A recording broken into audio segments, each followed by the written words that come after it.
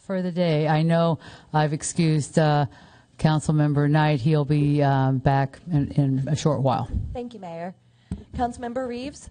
Here. Councilmember Tripp? Here. Vice Mayor McKee? Here. Mayor Moeller? Here. Can we all stand and say the Pledge of Allegiance if you're able? I pledge allegiance to the flag of the United States of America and to the republic for which it stands, one nation, under God, indivisible, with liberty and justice for all. Thank you. And now I would like to ask for a motion to adopt our agenda for today. Move adoption of the agenda. I will second it, Mayor. We have a motion and a second. Roll call. All in favor, say aye. Aye.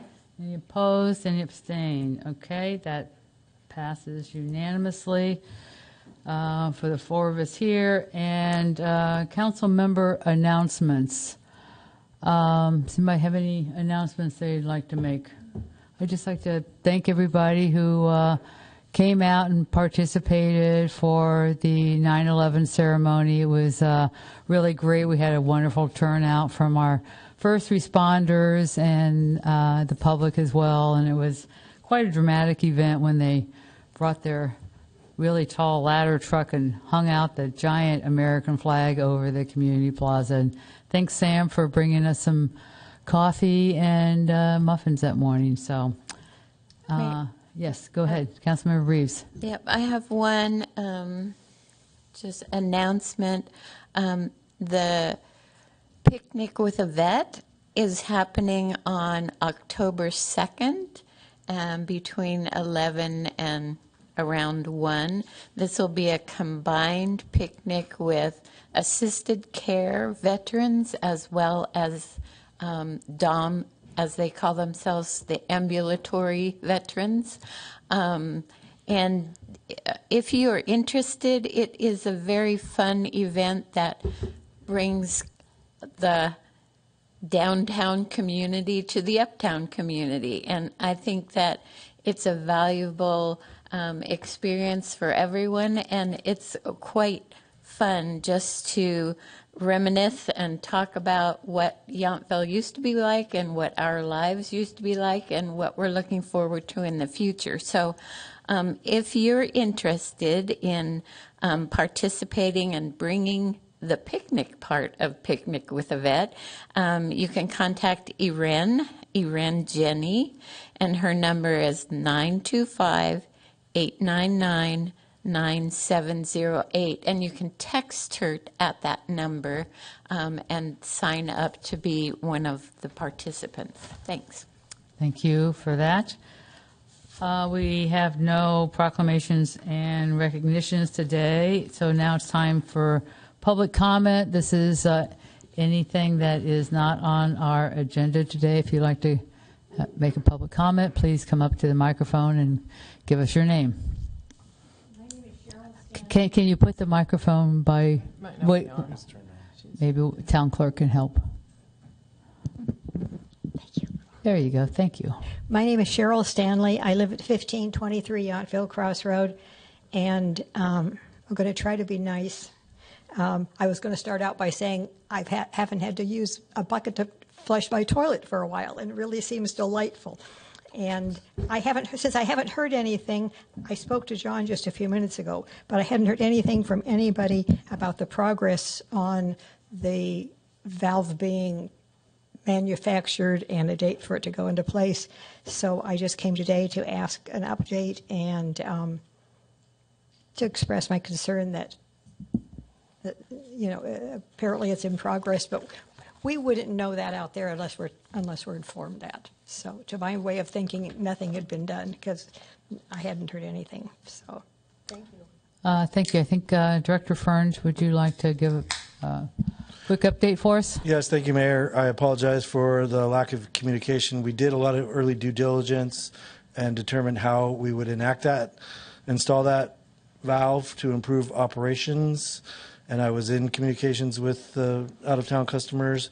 When we went to the paperwork phase of that, I was not as good in communication as I could have been. So we have a contractor in place. The contract has been executed, and we are currently working with Calvet on a date to do the work out there. Right now, Calvet is asking that date be November 12th. And so we are holding that date. It puts us past the arguably hot season of September and October, and that's a good time for them to operationally turn the water off.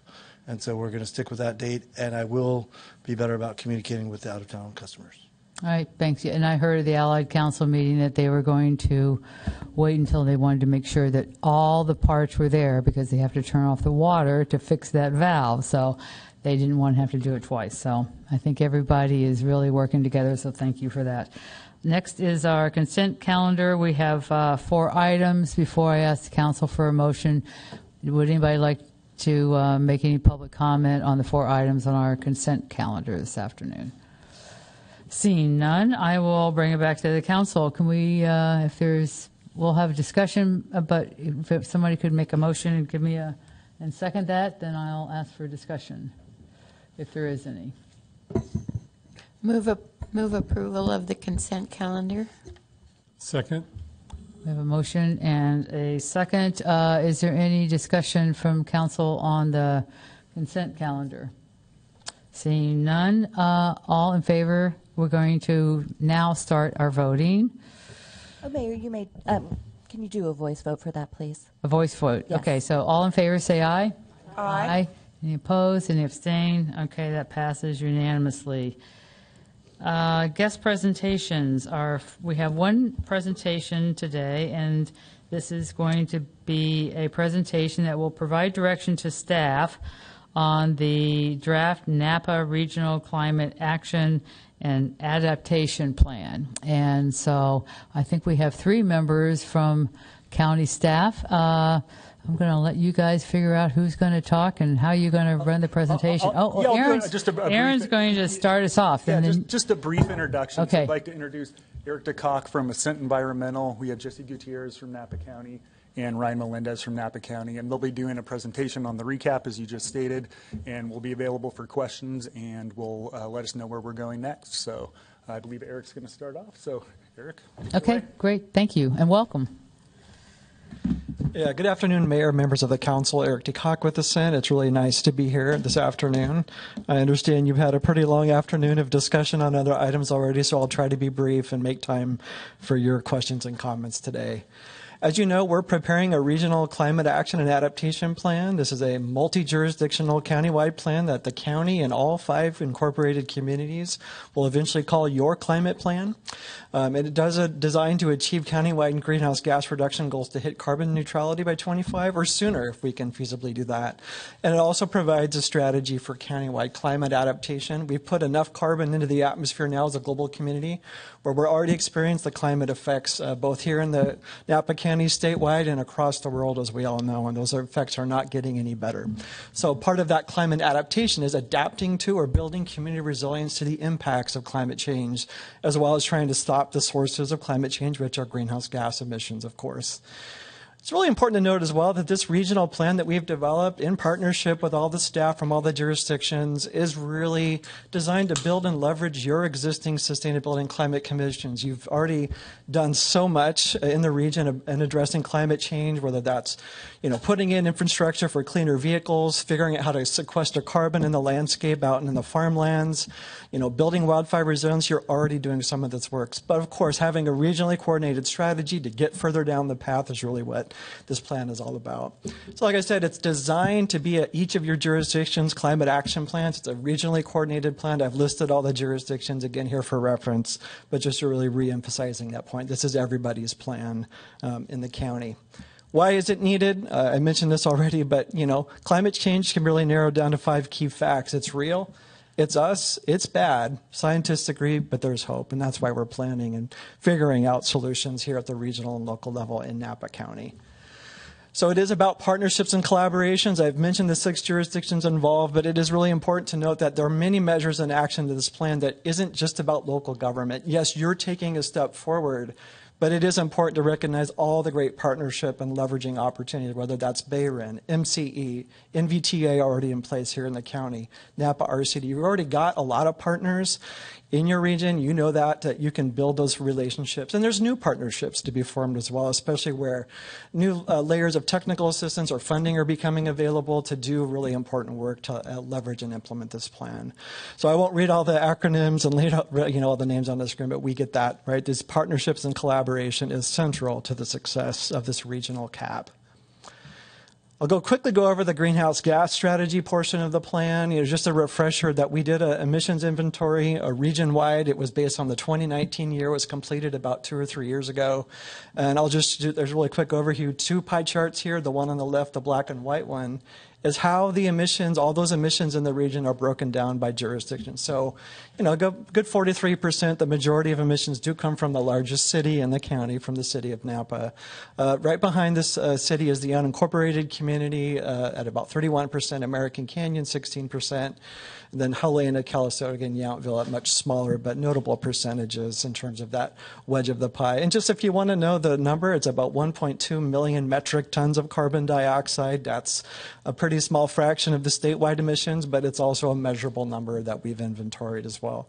Where do those emissions actually come from? Like what sectors, what are the sources? Well, transportation is by far the largest at about 39%, building energy about 23%, solid waste 16%, and then much smaller portions of the pie from off-road, ag, wastewater, and imported water emissions. All those, that's where all your carbon, your methane, and your other greenhouse gases come from here in Napa County.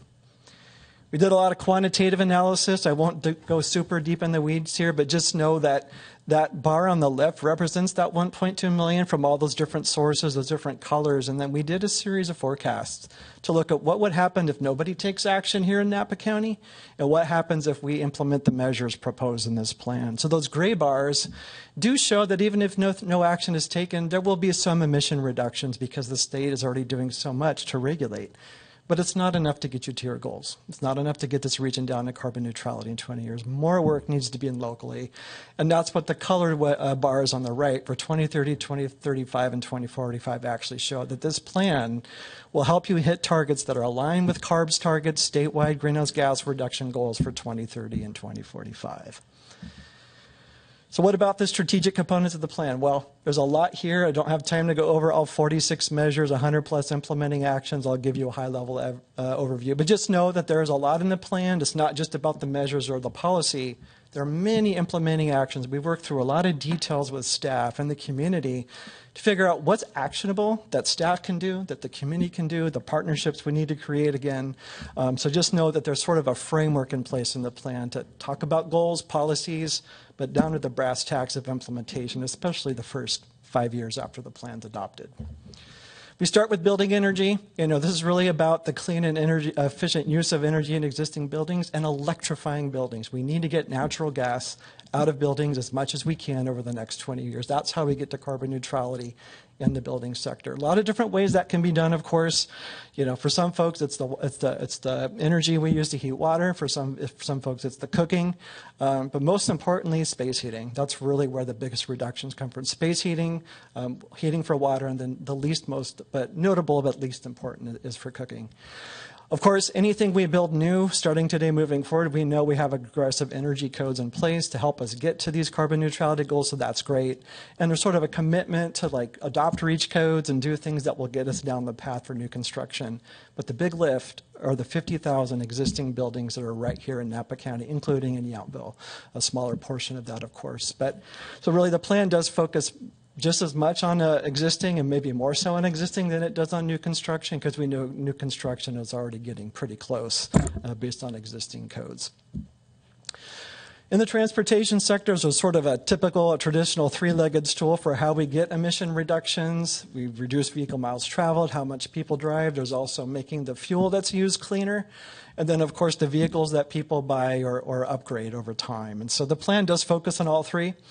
We start with vehicle miles traveled, and a lot of the measures in the plan do build on existing measures and actions and other plans here in the county to provide more options for walking and biking, more transit use in developed urbanized settings, and of course be figuring out creative things about tourism. Your tourism economy here is so important to the region, and even very unique and specific things like how much winery wastewater is being hauled out of the region. And there's things that we can do on site to treat and reduce those vehicle miles traveled from those trucks as well. A really important part of the transportation strategy as well is figuring out your responsibility locally here and in the region for producing refueling infrastructure, whether that's electric vehicle charging or further down the road, clean and renewable hydrogen when it becomes available and widely deployed in the coming decades. So there's a lot of strategy there to focus on that opportunity as well.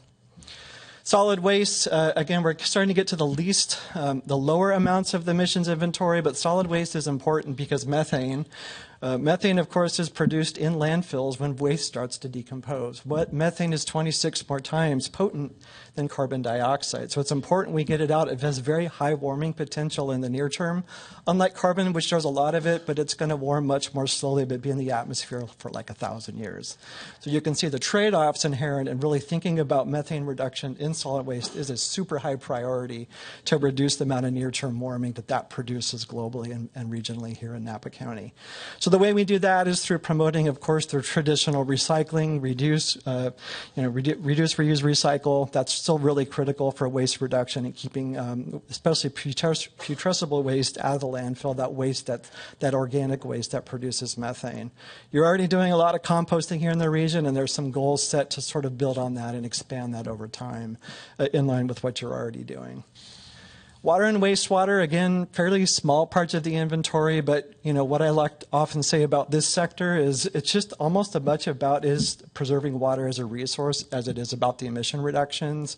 The more water we can conserve, the more recycling of wastewater that's treated to appropriate standards we can reuse.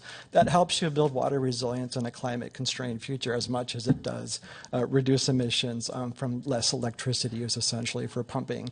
So again, a really important kind of two-pronged strategy in the plan around water and wastewater, and I won't go into the details here, but just know that that is a big piece as well.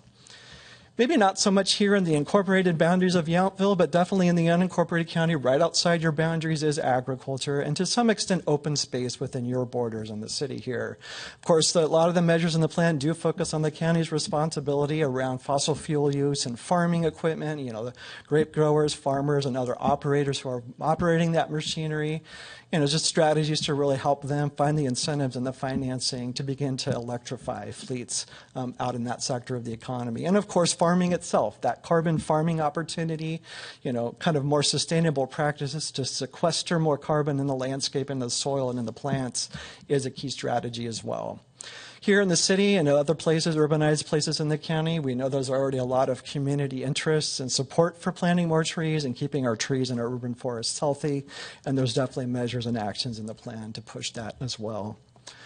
Moving on to the climate adaptation part of the plan, I'm not going to go into super detail on all of the adaptation measures and strategies. Just know that we did a climate vulnerability assessment that sort of squares with your local hazard mitigation plans you've already done in the region and really looked at how will climate change make the hazards you already know about worse, whether it's wildfires, extreme heat, flooding issues, even sea level rise, which is sort of a new challenge because of climate change. Then, of course, challenges that all these disasters or hazards or risks present in terms of energy grid resilience. So the plan does look at strategies to address those, things like home hardening, looking at more enhanced flood protection infrastructure, more sustainable stormwater management, sort of a lot of the measures we already know about. But it's really about getting those things done at scale and faster and really helping to think about how will climate change push us to make sure that we're doing that structural hardening, that infrastructure hardening, and the resilience building in the grid, do that more quickly. I'll end the presentation, second to last slide, or I'll end by talking about implementation. Of course, the plan is visionary, it's bold, a lot of policies and actions, but how are we going to get this work done? It's really about having a regionally coordinated implementation strategy. And the plan, Chapter 6 in the plan, provides what I would call the backbone framework for that strategy, but it's not really complete yet. we didn't want to get so far detailed that before we had a final plan in hand. We want to give a sense of the timing of when certain measures and actions need to be implemented, who's going to lead them, and what are the types of funding or financing sources that we believe would probably be best and most appropriate to support a regional plan implementation of this scale. So we have some of that mapped out. Of course, we do need to do more work with staff, whether that's during the remainder of the planning process before final plan adoption, or maybe in the first few months after. We're still working that out with staff.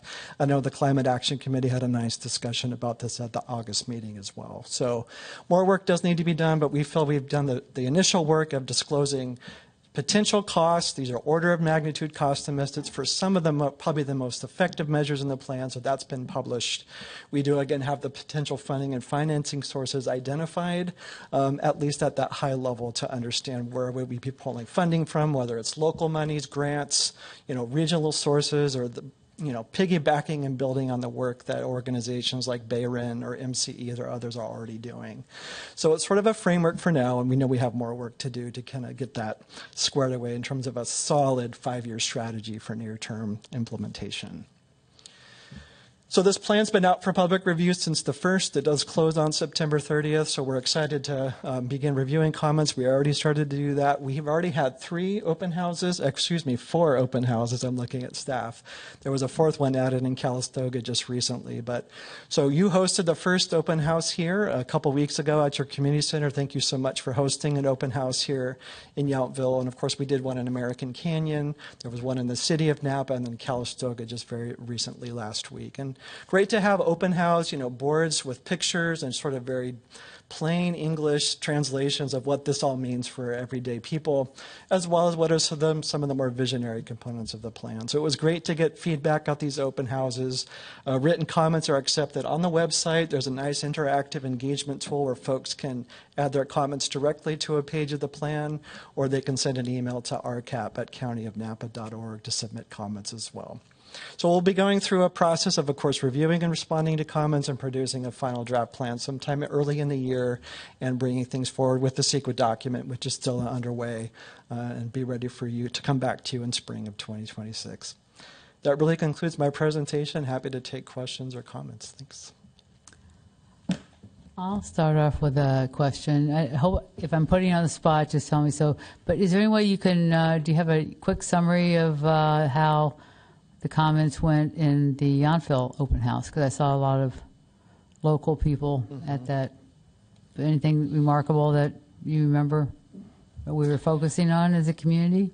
Yeah, I would say it's a mix. And, I did notice a lot of folks in the room weren't from Yountville. There's maybe a few, but it was a good mix of folks from around the region came. I mean, there's definitely a mix of comments talking about how they'd like to see more action faster, that we need to hit carbon neutrality as soon as possible. And some communities did adopt resolutions, of course, urging that, but without a clear plan to do that. And so it's sort of a conversation of, yes, we'd like to do more faster. We're glad folks hit 2030 carbon neutrality goals. That's ambitious. But our plan shows it's going to take time to do that, in terms of the legal analysis, the ordinances, the funding, the staffing. It all has to be in place and ready to go. So I think that was a good conversation. I think a lot of folks see a lot of excitement and important things about moving, local and community sustainability forward, whether that is more tree planting, folks are connecting to, ways to make the community more livable and right here in Yountville as well as elsewhere in the region. So it was a good discussion, and I apologize for not having a detailed bulleted list of what we heard. But Okay, yeah. Great, because I know on MBTA we are still waiting to finalize the countywide transportation plan. So, and that will be a big part that will go into this document as well, correct? The work that we're doing there. All right. Yeah. We did a close review of that, and a lot of the measures and actions in the transportation space are aligned. We work with NBTA staff on that. Okay, thanks. Any other questions or comments from the council before I reach out to the public? Vice Mayor McKee. Thank you. It was a great presentation. I live in a community that have a lot of people that don't happen to believe that there's any climate change. I think we all have neighbors that have concerns that it's weather patterns.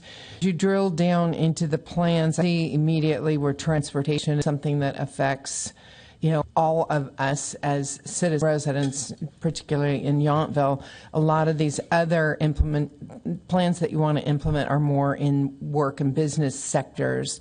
Can you tell me more about how residents will be affected beyond transportation and maybe thinking green, and what kind of costs individuals would look at? Because already California has a bad rap with its truck drivers, or now needing electric tractors.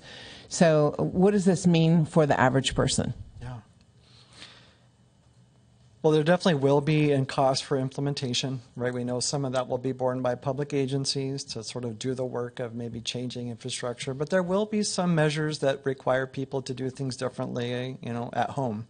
And as you consider how to electrify all buildings in the county, which is a core strategy for getting to carbon neutrality in 20 years, that's going to look differently for everybody.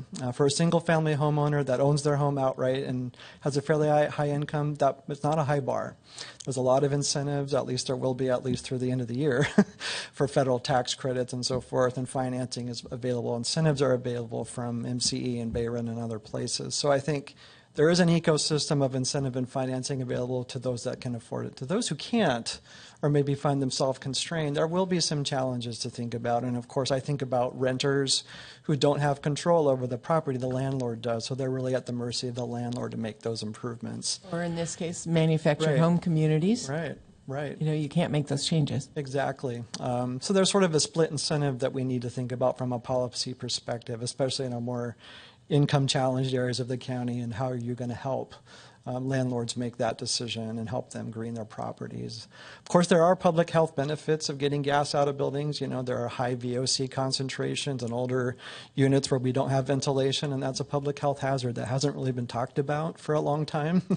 So there are some tangible benefits from, even though it's a slightly higher cost, of getting gas out of buildings. We know not everybody likes that. Restaurant owners and people that have gotten used to gas cooking maybe don't like it, but some of our top chefs, including some chefs right here in Napa County, swear by electric induction cooking. So it is a trend we're seeing, and the cost of induction is slowly coming down. It's a bummer that the rebates are going away soon, but that technology is proven, and the costs are coming down little by little. So, yeah. Have you seen any other pushback? You probably haven't looked at the results of the survey yet, but... Yeah, I think there are folks that are concerned of just, nobody wants the state or the locals telling them what to do from the government, right? People would rather make these electrification choices on their own and have that be incentive driven. So we know this is a policy decision, right? That all the cities in the counties have to think about in terms of how fast do we want to raise minimum standards? Do we just want to be incentive and education based? So it is an important policy question on the table. Thank you. Councilmember Knight. Thank you, Mayor. Thank you for your presentation, and I definitely support this. I think it's important for Yountville to support this regional plan, and I think even it's also very important, I think, for this region, for the county and the cities to work together and come together to look at climate issues, because I think they will have to deal with a lot of antagonism and outright opposition from the federal government for hopefully only the next 3.5 years. But we need to work together and just work as a team to solve these issues. I do have a question. Like one of the issues you talked about was winery waste water hauling. Does that waste go out of the valley, and is there ways for the cities through our treatment plants to process that and be involved in that process, or especially for Yountville, where we have capacity, but there's cities where we're able to actually treat wastewater and then provide it as at a secondary or tertiary level to wineries to water the vineyards. There's a practical use to be able to treat it maybe here in the valley. That's a good question. Obviously, some of the facilities in the unincorporated are far enough from centralized systems that the cost of extending infrastructure could be quite high. And so I know there have been some preliminary studies done on that in the past, and one of the reasons we see a lot of wastewater being hauled to EB Mud's facilities out of county is that it is more cost effective currently to truck that, put it in a truck, pipe it into a truck and get it out, as opposed to waiting for infrastructure to be built. Of course, there are always on-site package systems that aren't connected to regional facilities. Those are, again, becoming slowly more cost effective, but may not be cost effective for everyone. And I think we acknowledge that in some of our analysis too in the plan, that that's not necessarily going to work for everyone, but there may be some ways to move that forward in terms of having more of a coordinated strategy in the region to do that. I can't speak exactly to the roles of the incorporated communities versus unincorporated or regional SAN or others. That I think what we did identify is everyone needs to partner on that and sort of let the folks that have that expertise in wastewater really drive the conversation. But there is an opportunity regionally for everyone to coordinate there and figure out the best solutions. Thank you. Well, I just have to add that LAFCO would have to weigh in on all that extending municipal services out into the county. So it does have a whole other layer of complexity.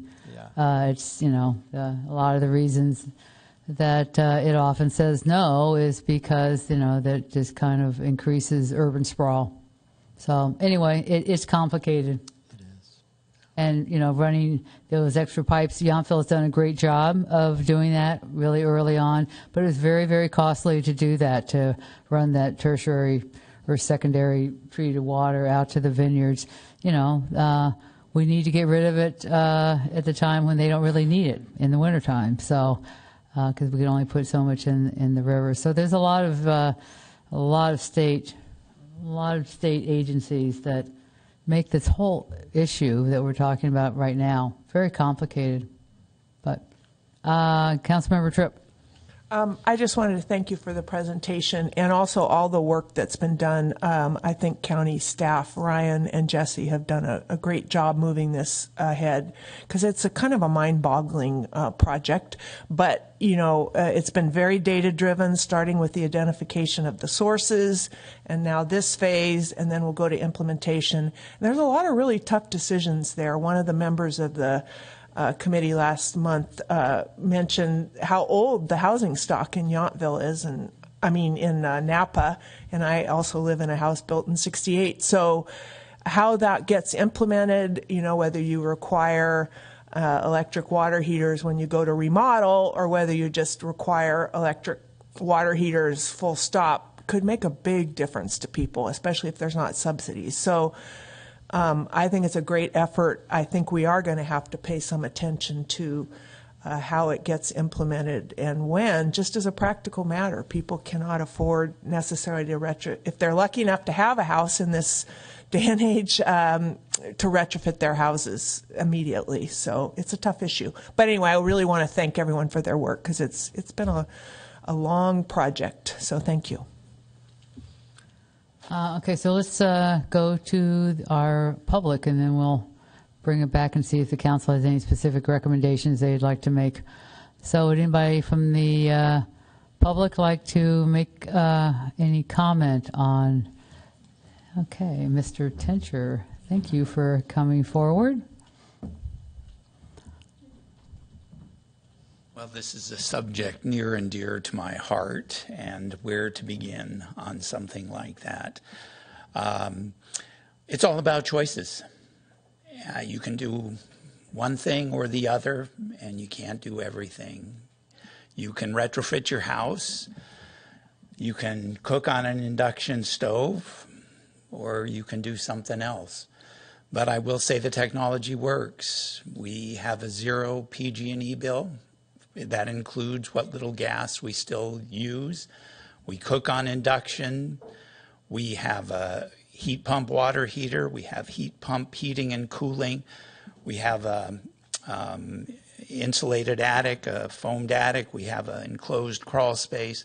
And our house is really comfortable. This year, I think we've used our air conditioning maybe 4 or 5 times. And our house, like today, it's going to be 90 degrees. When I left, it was 68.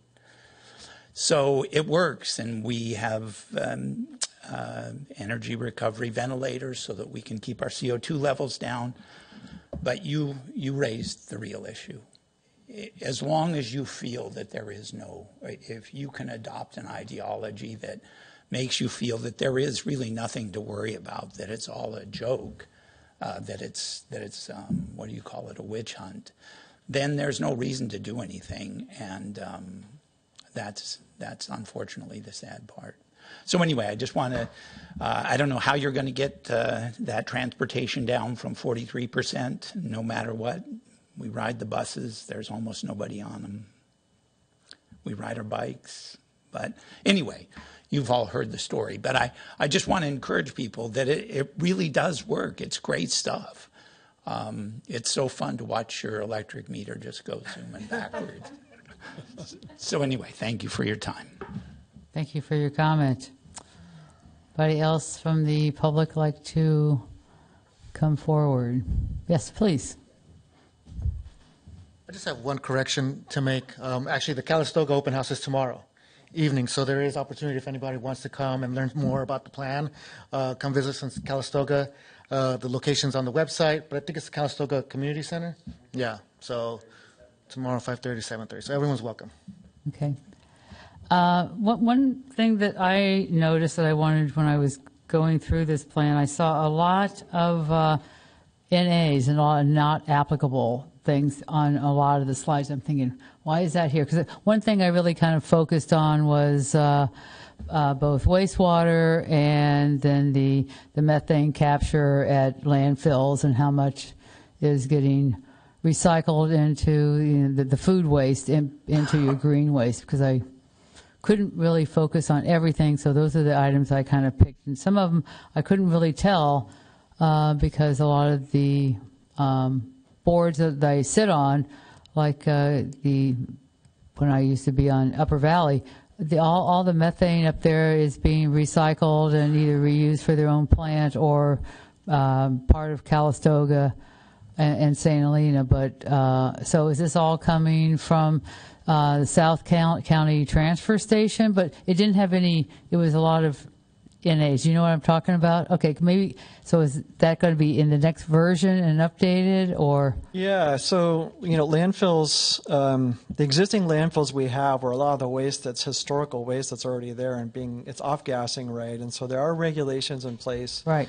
to, siphon off methane where it's feasible. And at some point, the amount the landfill can pull off for productive use begins to decline over time. Correct. Right. So for places like Potrero Hills, which is still receives by far most of the waste, that's out of region, right? So that's out of local or regional control here in Napa County. But we do have measures in the plan that say maybe some of the jurisdictions can work with that operator in that county to begin to identify strategies, and knowing that you are some of the waste, a lot of the waste that goes there is from here, right? Yeah, so it's a multi-jurisdictional, totally agree with you on that. Yeah. This is our garbage. And right, exactly. As it goes away doesn't mean our problem is gone. Yeah, Correct. exactly. And this is what we face with a lot of climate action plans too, where just because you produce waste, it goes somewhere else and it's treated or landfilled elsewhere. So there is that sort of need to address that issue.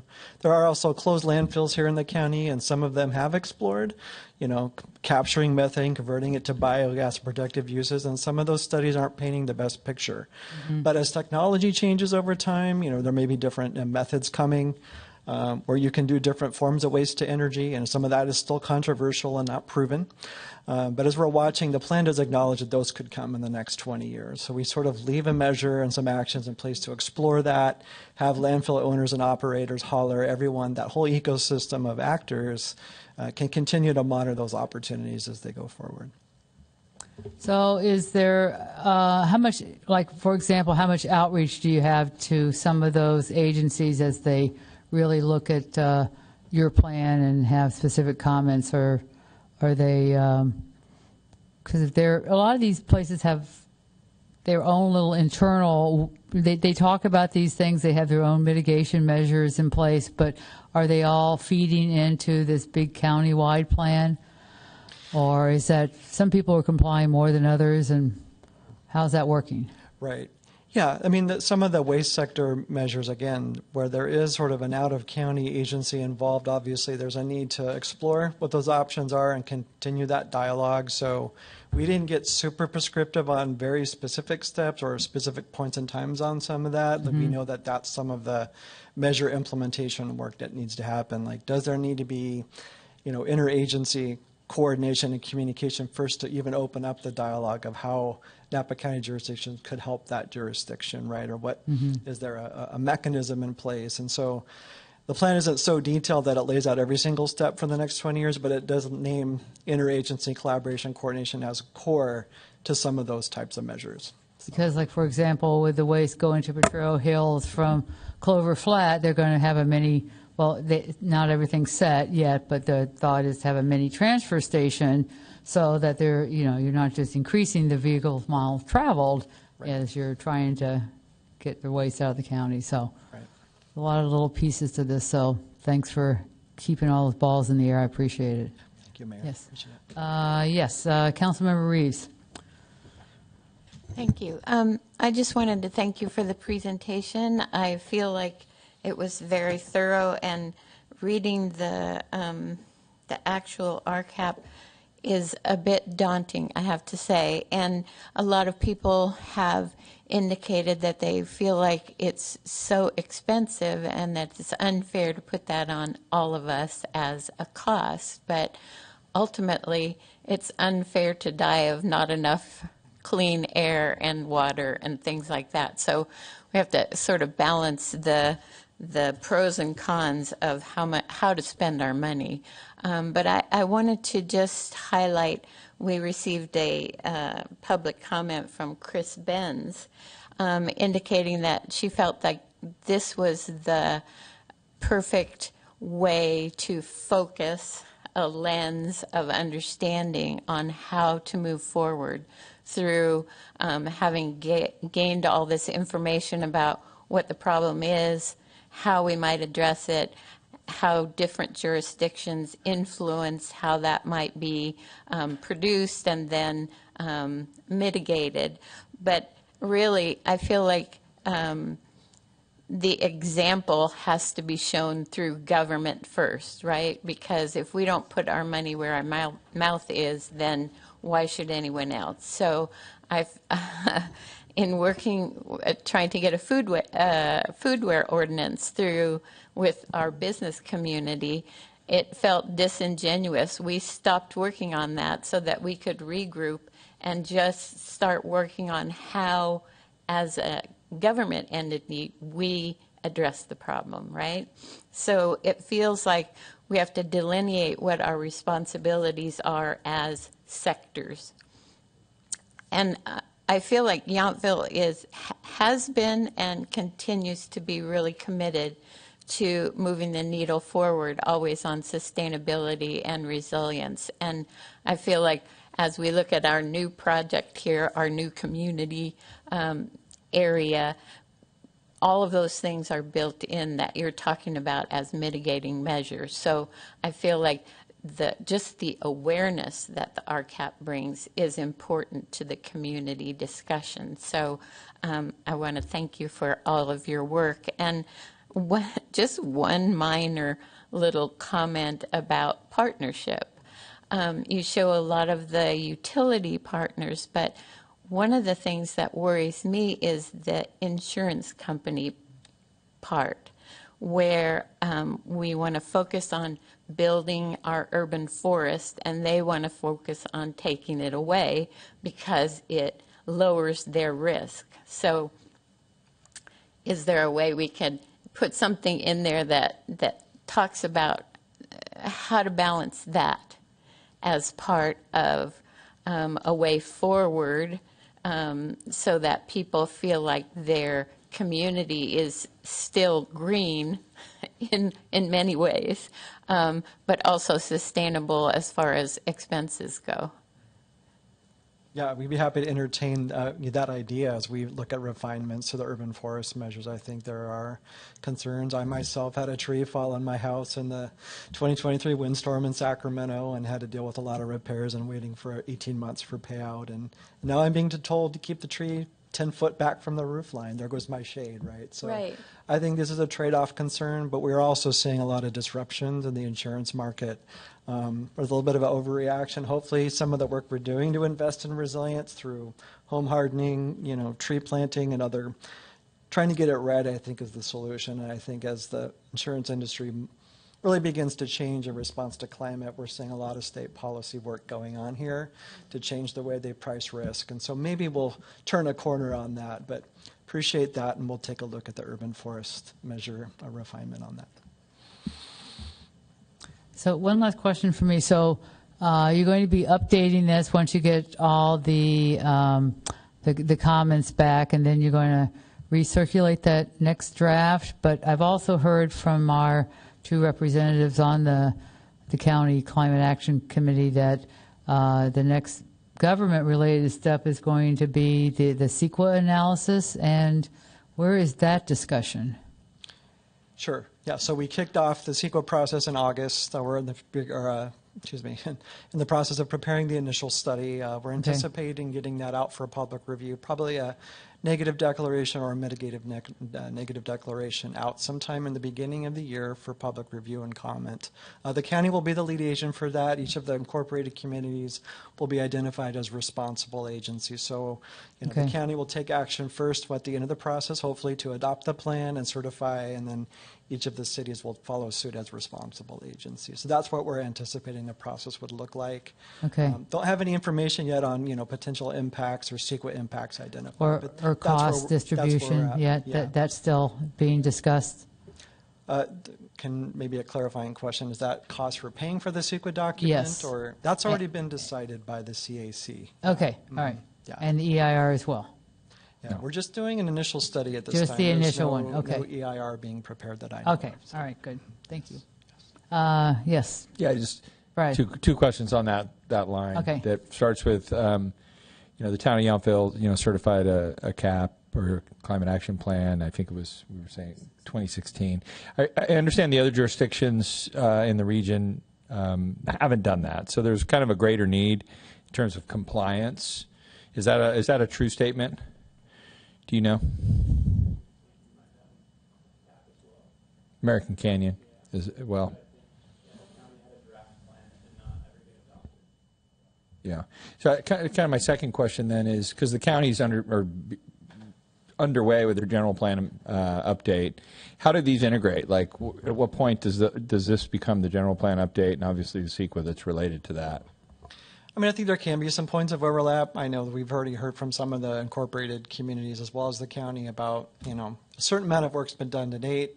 In some cases, general plan policy reinforces what's in this regional plan. In other cases, this regional plan might introduce new ideas that really weren't covered in existing or adopted plans. And so as individual jurisdictions move ahead with their plan updates for various reasons, general plans, other types of plans, there is going to need to be, I think, some truing up to make sure we're not duplicating effort or that we're seeing alignment and not creating plan conflict. So, but again, I think each jurisdiction is in a slightly different place on that. So in your case, if you have an adopted CAP, that's great.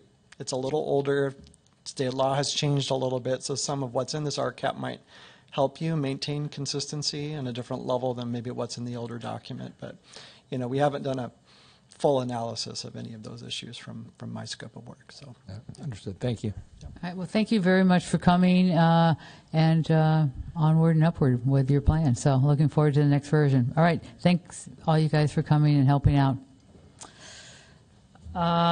We have next public hearings. We have no public hearings. We do have one administrative regular item, which we're going to consider adopting I think I can't read this. I have the wrong glasses on. Let me switch this. No wonder. All right, we're going to consider adopting a resolution approving the town of Yountville's adoption of the 2024 Napa County Emergency Operation Plan as the town's official emergency management framework. And we have, I see our Sheriff Ortiz is here, as well as someone I do not know. Good afternoon, Mayor and Council. With me today is Ms. Bree Jones. She's with our County Office of Emergency Services. I'm here today not only as your sheriff, but as the Deputy Director of Emergency Services for the county. At the county level, we are required to have an emergency operations plan, and we update it we're on a pace of about every 3 years. We revisit, brush it up, and update it. As you know, we get to exercise our emergency response quite a bit in this county in recent years.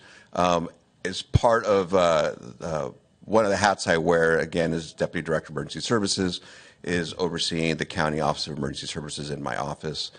So this is a daily document for them. These kinds of plans, whether it's multi-jurisdictional hazard mitigation, emergency operations plan, continuity operations plan, and so forth. It's basically the daily work of the Office of Emergency Services in the county, and they work closely with our state partners at State OES. As we at the county have adopted this plan, as we embarked on this journey, I do want to thank town staff, town of Yountville staff. We reached out to all the jurisdictions in Napa County to get buy-in from the city halls and town hall, to get commitment from town staff to help our consultant and our OES team build this document. So I just wanted to take a quick moment to thank all the town staff and your town manager in helping us draft an annex. So our EOP for the county, as you'll hear in a minute, has annexes, and those annexes are most of the jurisdictions and other considerations. We are here seeking adoption of the town of Yountville's annex to the county EOP. With that, I'll turn it over to Bree Jones from OES. Thank you. Okay, thank you very much. Good afternoon, Town Council. So the Napa County Office of Emergency Services manages, updates, and submits the Emergency Operations Plan to Cal OES for review. This hasn't always been the process. So starting Government Code Section 8593.9, code required Cal OES to review at least 10 county emergency plans each year. That only started about 10 years ago. Prior to that, there was no submittal process to Cal OES. So each county would do an emergency operations plan. It was not a requirement. It was just a recommended through Cal OES. So now Cal OES there's legislation passed. They review all plans. Our plan was just reviewed. Prior to that, we had 2020. Assembly Bill 2968 in 2020 required Cal OES to develop best practices for county emergency plans, which were finalized and used in the review process. That's the process the county went through recently.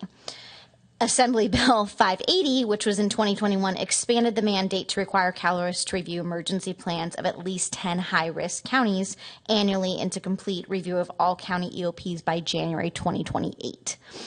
We are a high-risk county. The way Cal OES defines high-risk county is, yes, there's many counties at risk. For them, that was wildfire.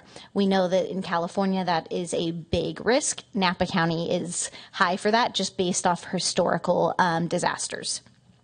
We opted to have our plan reviewed, even though we had one of the most recent plans in the state. So Napa County had that plan reviewed by Cal OES and went through the process. We opted for the AFN review as well.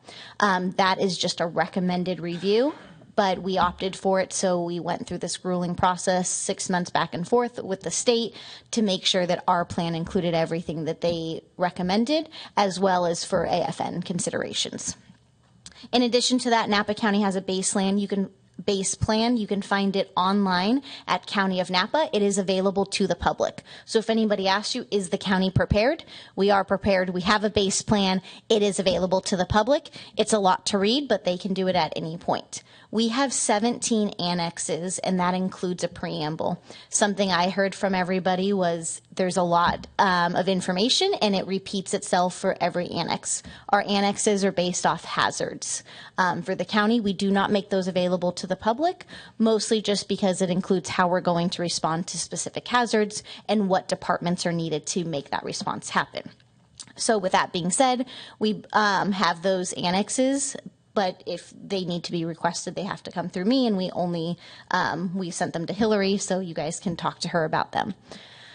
The preamble is something you can read and only read once, and then the annexes will not include those. It's about 20 pages of information that you don't need to read multiple times. The new addition to this EOP was a recovery annex. Our Board of Supervisors, since Napa County has been in recovery consistently since the floods like 2005, but the earthquake, the fires were consistently in recovery mode. So our Board of Supervisors were very interested in a recovery plan. We decided to make it an annex to our emergency operations plan. It kind of tells us how to move through short-term, intermediate, and long-term recovery for the county. That was one of the biggest additions to our emergency operations plan of 2024. So unless there's any questions, I will turn it back over to Hillary for you guys to adopt. All right. Thank you, Sheriff Ortiz, and thank you, Bree. I don't have anything to add to that, but the full annexations are available for review either digitally or you can come by my office. All right, great. So we have some questions from the council. Councilmember Knight, would you like to ask a question? Thank you for your presentation, thank you for your presentation, and also thank you. I know your office has been at a couple of our emergency preparedness meetings in the past year and a half, so thank you for attending and providing information to the community. And welcome, Sheriff Ortiz. Thank you for being here. I just had a question that, in looking at the emergency operations plan, and I'm sorry I didn't maybe get an email out to Hillary, to our clerk. In the report, I see the cooperation of all the county and a lot of different agencies, but in Yountville, we have the Veterans Home, who maybe most recently now CHP is responsible maybe for their property, and there's in the county-wide we also have Napa State. I wondered how you communicate with the Veterans Home or the state or a state hospital, and how they factor into this emergency operation plan. Did you want to? Go ahead. Okay, so we have a very close working relationship with the Veterans Home and the state hospital. They attend all of our operational area briefings, which happen monthly. We work closely with them. They come to us, but per the SIMS process, they are actually a state property, so they're covered under the state's emergency operations plan. Because the way SEMS works, it would be the city, town, county, and then the state. So unfortunately, the way that the state properties are set up, they would have to go to the state, and then that goes to the federal government after. So they work a little bit separately, but there is a very close working relationship. They're involved in a lot of our op area briefings. They call me regularly whenever there's outages there, and we work with our PG&E reps to help remedy that. Thank you. I'm glad to see that you have a monthly working relationship with them, because they're a neighborhood for our community, and so thank you. Of course. Councilmember Tripp. One of the topics that we've had recently in our town is about warnings, and I noticed you have a section in here about a receipt of incident-specific warnings. And you may not know this right off the top of your head, so just tell me. But it says in the event of a wildland fire, the operational area / state fire mutual aid coordinator would issue the warnings. Is that through CAL FIRE for Yountville? Do you know? Who would be in charge of our warnings?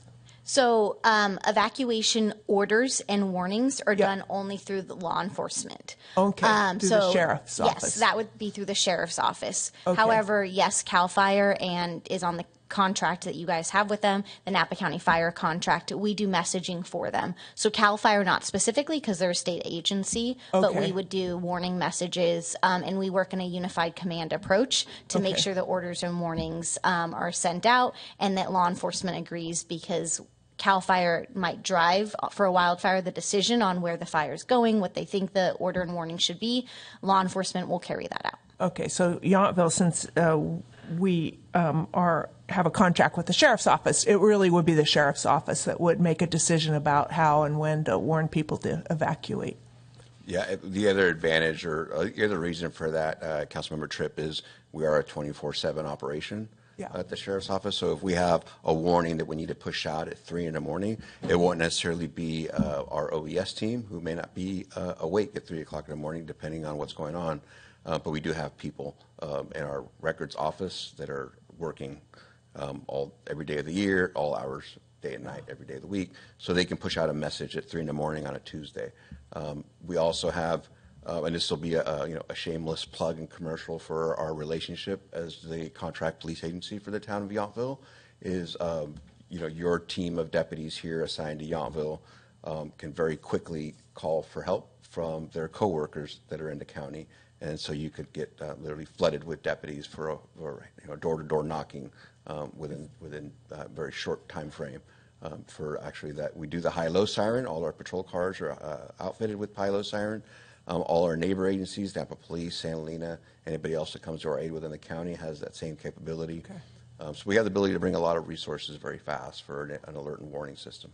Okay, well, we love our local sheriff's office and Sergeant Baumgartner. Everyone who's been stationed here is great. I'm sorry. Well, we love him, maybe. And just to add to that, the difference between an order and a warning, if it is an order, that's when you'll, one, receive messaging, which is part of OES's responsibilities, but two, the order will come with high-low sirens and door-to-door knocks because it's an order to evacuate. A warning may not come with that, although we like to put police presence where available to let people know, hey, the warning is here. Now is time to kind of prepare, leave early if you can. So that's really the difference of evacuation warning and order. Technically, an order is a lawful order to leave. Okay, so the high-low, which would be very effective in a town the size of Yountville, that would really be, then the sheriff would activate that. Okay, thank you.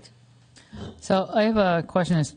Maybe you can help with your knowledge as well, but it's probably for a direction for town staff to make sure this is okay. In previous years, when I was on the council, we were issued, all the council members had a picture ID that said we were emergency service employees. So if, like when we had the shooting up at the vets home, there was a big barricade, but we could get past the first barricade and provide information, translate it, back to some of the residents up there that were down here.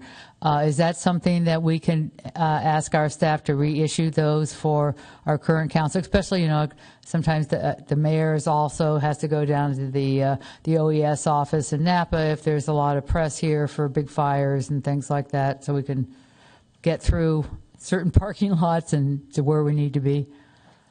Yeah, I think it's good direction for town staff, including Public Works, because they might need to get to some infrastructure that's beyond a road closure. And, sometimes a business card will work, but our deputies or CHP officers that'll be at those hard road closures are going to let critical infrastructure through that road closure because we have to keep, providing service. Right.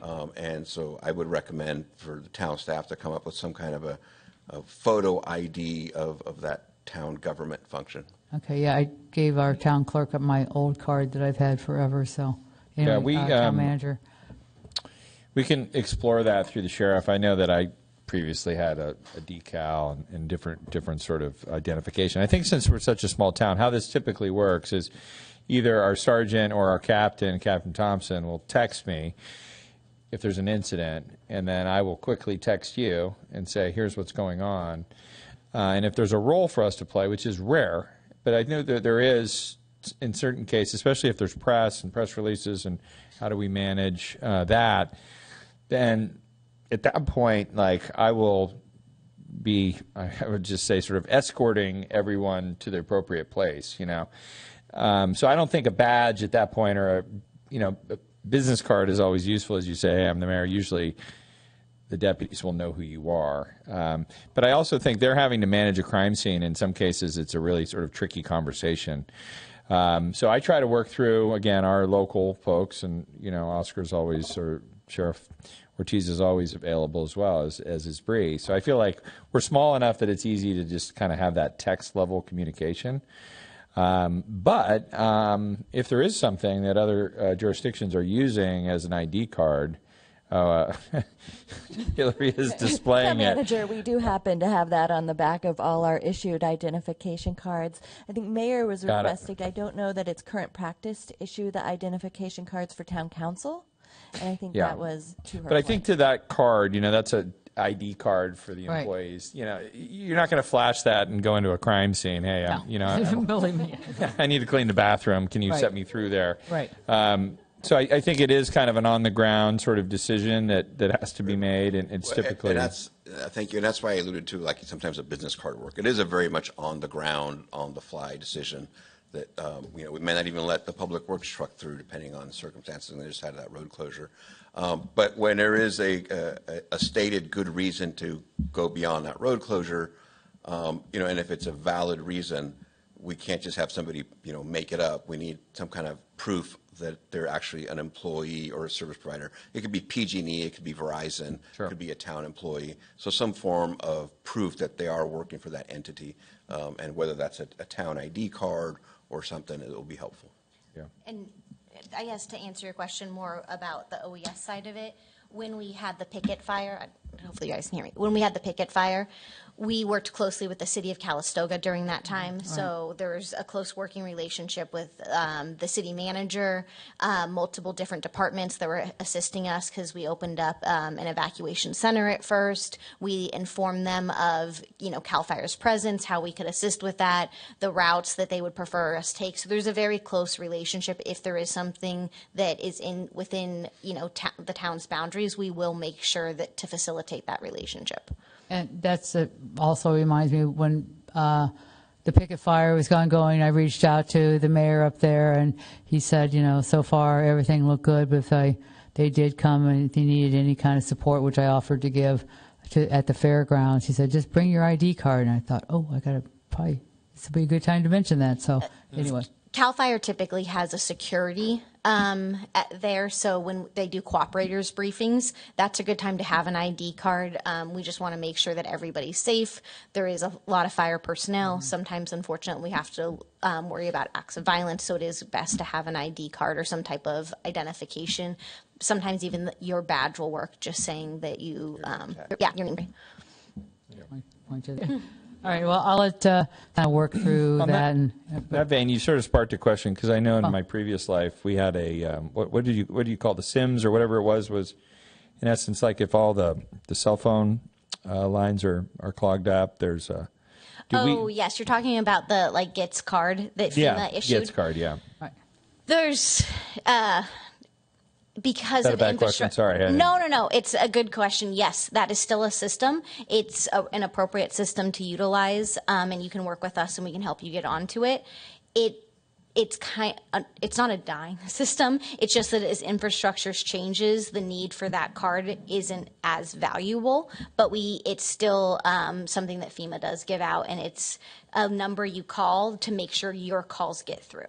Right. But yeah, okay. Yeah, I feel like it's been a long time since that has been an issue, but I just remember that as something where if we can't communicate, this gets into like me texting all of you and I can't get through. Right. The cell tower things, that was a real thing. And so, I know. Yeah, it can be a real issue. When those started, there wasn't cell phones weren't as reliable. So there was a lot of, just regular phone lines that were being utilized at the time. Right. Now that everybody's utilizing cell phones, those cards don't necessarily work so well with them. Makes sense. Okay. Thank you. All right. Let me go to the public. Any public comment on our consideration of our adoption of the EOP plan? Okay, seems like Alan doesn't want to talk about this one, so I will bring it back to council for possible action, or would someone like to make a motion for approving the resolution? We are still here. I will get us started. I will make a motion that we approve, adopt resolution number 25-4390, approving, trying to get my computer to go, a resolution of the town council of the town of Yountville adopting the 2024 Napa County Emergency Operation Plan. So can we get a second? Second. Third. Okay, Councilmember Reeves made second. You want us to use the button vote? For the one item tonight, yes. All right, and we can vote. We're all ready. You know what? That item is approved unanimously. All right, thank you very much, and thanks for coming. Great discussion. Thank you. All right. And I wanted to thank you for the glossary and the acronyms. I mean, this is a robust document that will really help us. Yeah, and at any point, if you ever have questions about the document, feel free to reach out. Thank you, Bree. All right, thanks for coming. Staff presentation. Yes, I will also be at Monday the 22nd for the Yountville Forum to answer questions. Okay. Staff presentations and informational reports. Town manager, you can orchestrate this. I don't have any reports, but I think department heads have quick reports for you. Good afternoon, Samantha Holland, your Parks and Recreation Director. And just a couple of reminders, you already talked about it earlier, but this Thursday, September 18th at 4 p.m., the Parks and Recreation Advisory Commission will receive the Commons update and discussion on things that are specific to recreation and parks. So I want to make sure the community is aware of that. It's right here in the council chambers again. I just want to re-mention 4 p.m. because I've heard... It's a 4 p.m. start for that meeting, yes. I've heard 5 p.m., and then I saw another document that said 1 p.m., so it is 4 p.m. Yes. Okay. PRAC is Got 4 it. p.m. Yes. Thank you. It's their regular start time. Also on Thursday evening, we have an opening reception for our new gallery show, which features local artist Loretta Loy Adair, and that's at 5:30. So you can attend the PRAC meeting and then move over to that, hopefully. And then we do have a couple of spots still remaining for our excursion to Club Fugazi this Saturday. So if people who don't know, that used to be the Beach Blanket Babylon venue for many, many, many decades. And now they have a different show. It's called Club Fugazi. So we're going on Saturday. We have a couple seats left if anyone has time and interest.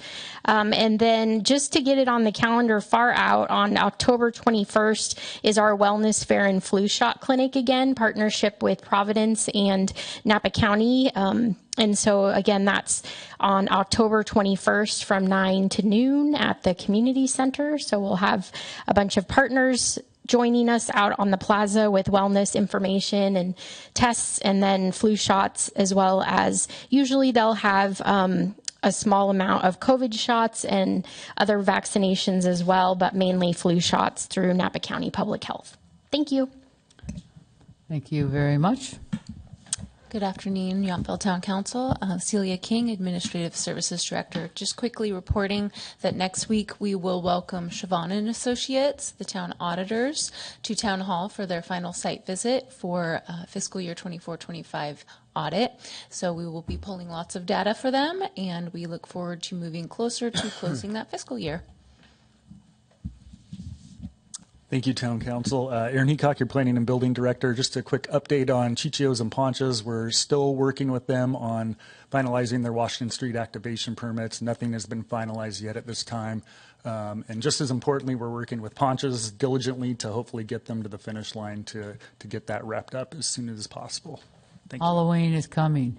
I've invited a lot of people to a big party, so. And I will say, I know that I think Hillary's going to touch on that, but I will say they are having lead time issues, and this has nothing to do with the town. Okay, just right.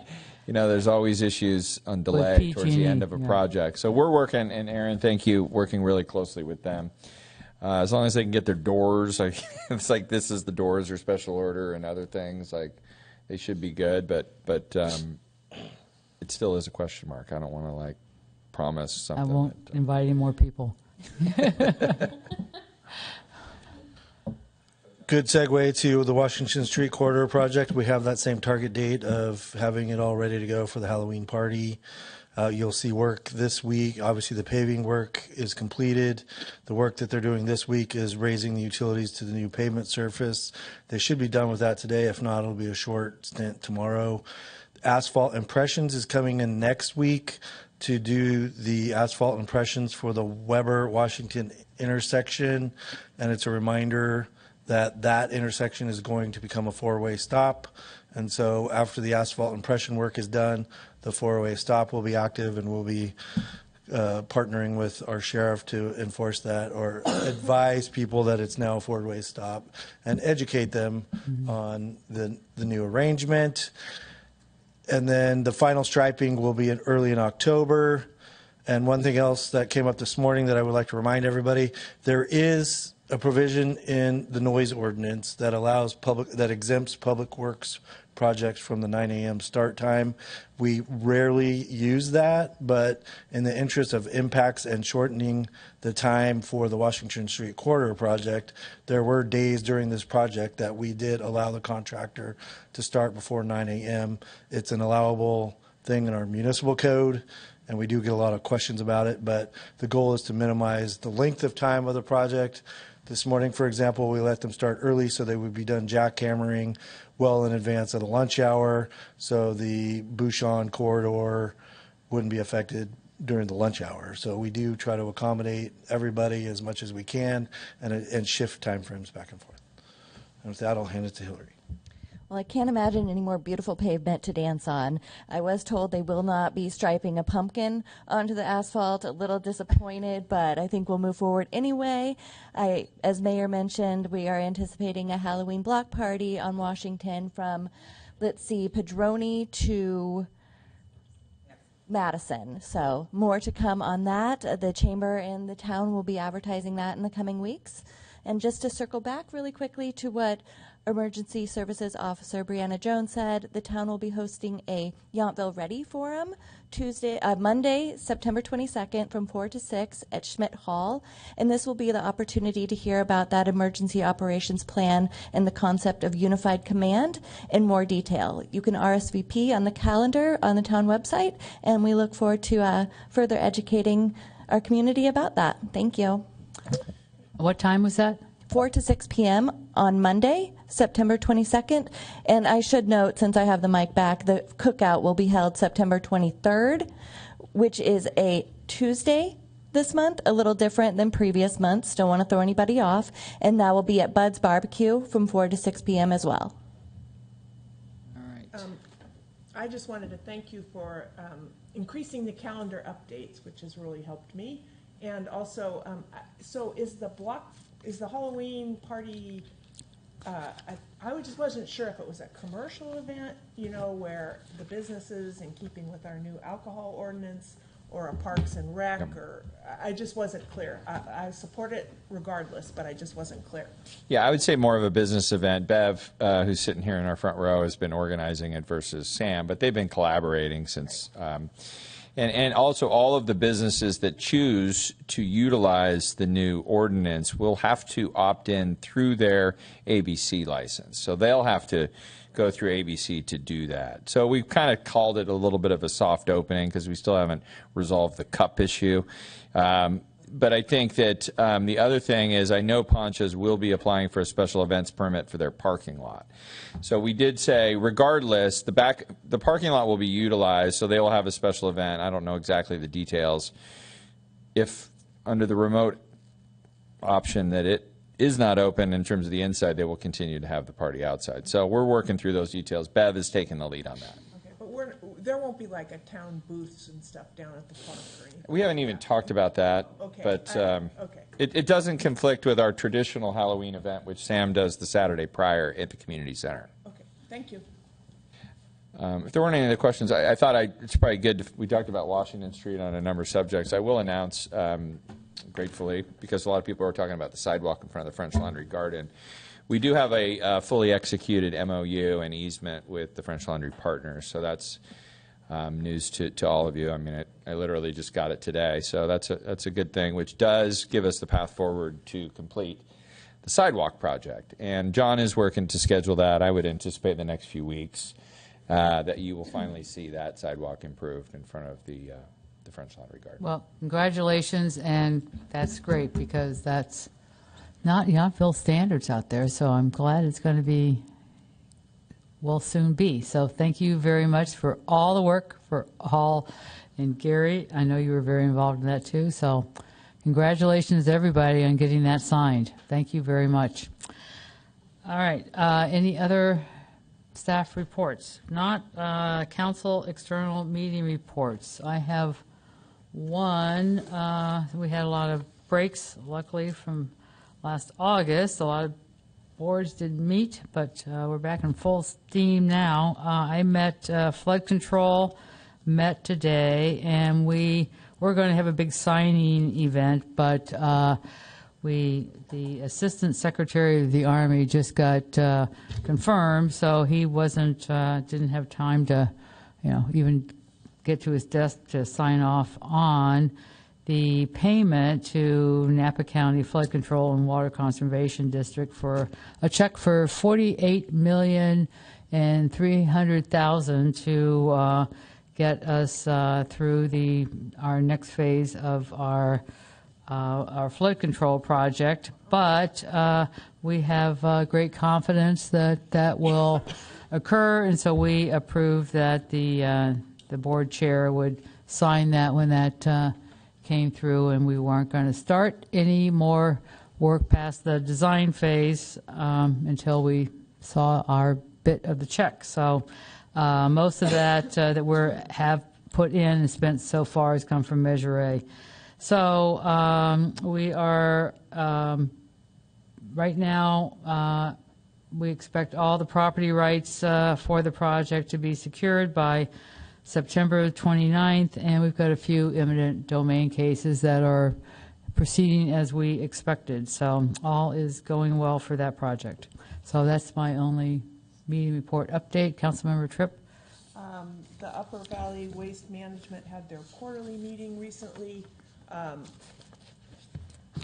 As many of you know, Clover Flat landfill is slated to close, although it will be a certain amount of time, and there's a huge amount of permitting and regulatory work that has to go on. But all the waste will be going primarily to Potrero Hill, which is in Sassoon, I believe. But two good news things. One that my colleague Pam will be happy to hear. The disposal company has now said that they are able to recycle paper cups, including those with plastic liners. So that was really good news, because that has been a real thing, coffee cups. And the second piece of good news is under, I think it's AB 1383, we have to, as all of you know, put our green waste into compost bins and our food waste into compost bins. And a recent check was done, a so-called lib flip, and Yountville did better than any other jurisdiction, not by a whole bunch, but I thought that was really good of us. And I think they found 22% in Yountville weren't in compliance, so that still says we have a ways to go, but we're right in there. So that was the report from that. Are they giving out oops tickets yet? They're giving warnings.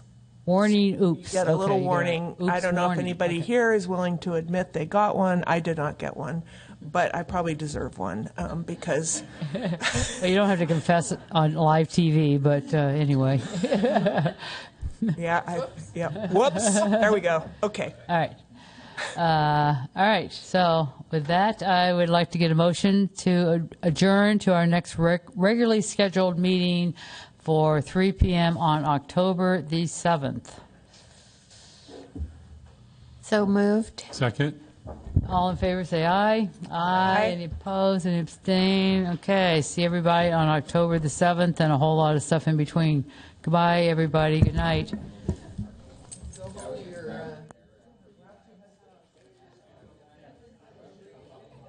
the lights off were okay? One of the guys I worked with at Home Depot lives in Buena Vista. He said the option areas of it, and I talked to Brad about this. I guess I could also talk to John Kearns. They said the Altamira's had told all those residents there that they're going to be